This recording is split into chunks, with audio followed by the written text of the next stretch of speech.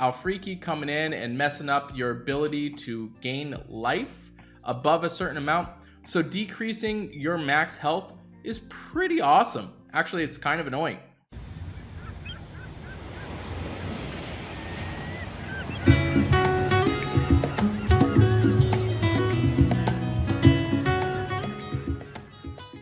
Hey, thanks so much for checking out the channel. If you're curious about any other hero in Empires and Puzzles, you can view my website at anchorgame.com. There you will find I have graded every single hero with a calibrated team of graders. This resource will always be free. Thinking about supporting the hero grades and the breakdown videos? You're welcome to donate. Otherwise, feel free to share this resource with a friend. I have my exclusive line group called Anchor Cove, where you gain access to myself and tons of other experienced players with on-demand information and resources. If that piques your interest, all that information is on the opening page of my website with a short video. Let me dive into today's hero breakdown. Hey, thanks so much for checking out the channel. Today we are doing a brand new hero breakdown on Fura. Fura? I don't know, one of the two. She's got 707 on her attack, 629 on her defense, and 1083 on her health. Statistically, she's got a little bit above average on her attack power for being a 4-star. Defense is okay, health total about average. She's about average on her stats as far as the 4 stars go. She is running at average speed. She's part of the Valhalla, I'm not going to pronounce that. But all enemies received 22, 37, or 64 poison damage for as long as a random word ally has low health. So pretty much, she's part of that character group of the new Valhalla heroes. You get a little bit of bonus when she has low health. As far as her hero special goes, she deals 150% damage to all enemies, reduces the max health from all enemies by 100. Max health can't go lower than 30% of the original max health. All enemies get minus 50% decrease for any healing received for 4 turns. This video is sponsored by Raid Shadow Legends. It is a free massive turn-based dark fantasy RPG. If you want a huge head start in Raid, all you gotta do is click on the link in the description. If you're a new player in the next 30 days, you get a 1-day XP boost, 3 Raid Flasks, 1 Ancient Shard, 1 Void Champion Bulwark, and 50 gems. All your treasure, it's waiting for you right over here. So I'll tell you, when I first saw this character, I really wasn't that much stoked on her at all. But now we've seen kind of how annoying it is with the likes of like Alfreaky coming in and messing up your ability to gain life above a certain amount. So decreasing your max health is pretty awesome. Actually, it's kind of annoying. Depends on how you look at it. But I do like that she's dealing 150% damage to all enemies. She's reducing the max health of all enemies, and then all enemies are also getting the decreased healing received for 4 turns. So she's impacting all the board at average speed. So characters like that are really important, not to mention that it is pretty relevant. She is a wizard class hero. If you're looking to throw some emblems on her, I would definitely recommend going the balanced route with her, kind of prioritizing attack, defense, and health. She's already pretty much average on her stats, keeping her alive, but also keeping it relevant to where she deals 150% damage. So you need to make sure you increase the attack power as well for that too. When we take a look at what she does, as far as her Titan grade goes, she is going to get a C grade there, maybe close to a B minus. She doesn't really help you at all against the Titan. I don't like using her at all. The fact that she deals 150% damage is completely irrelevant. And then obviously giving minus 100 health, I don't think the Titan really is going to care about your 100 health at all. I think it's probably a laughing joke at that matter. And then obviously the Titans aren't gaining any life, so that doesn't matter at all to the Titan.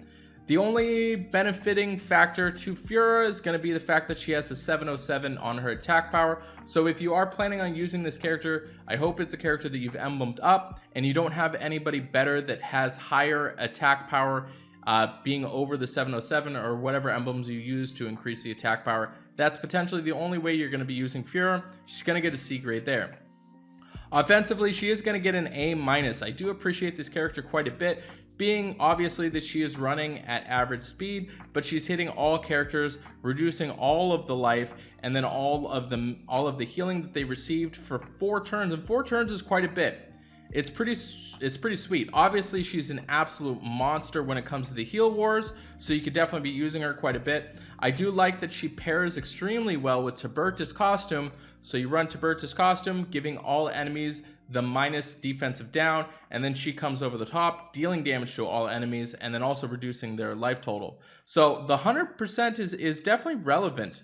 Reducing it by 100, you're essentially giving them also minus 100, and they can't exceed their life total there. So, and then also, like I said, setting it up so the healing is decreased. So really solid character, A- grade, very close to an A. I would say it's really great to be using on offense. We take a look at what she does as far as her defensive stats. On defense, she could be used as far as the tank grade goes. She is going to get the B+ grade there. She doesn't really have the defensive stats set up. However, with her going off multiple times, it's going to get annoying really, really quick. Being able to not be able to recover 200 health is going to be relevant, and then all the damage, and then also making it so you can't heal. I think it's probably one of the underrated characters. You're not really seeing too many of these on defense, but I could see that there could be a spot there.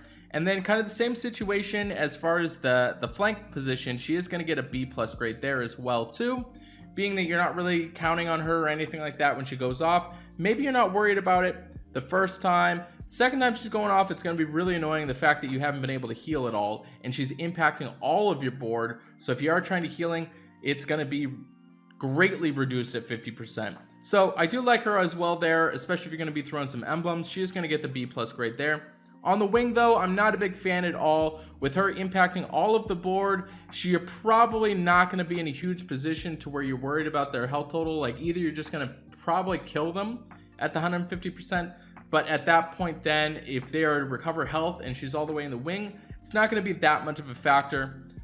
Could be kind of annoying, but I think that she's best suited more towards the tank or the flank position if she is going to go on your defense, and probably not my first recommendation for defense. But regardless, she is going to get the B+ grade there.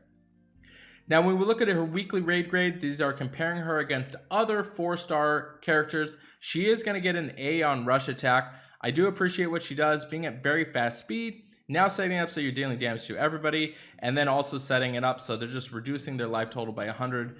Again, one of those underrated abilities that I think that it'd be really awesome. Hitting all characters, no matter what, where it's at, you're going to be reducing their life total, and then also giving them the decreased healing. I do like this character quite a bit. She is going to get an A grade on rush attack.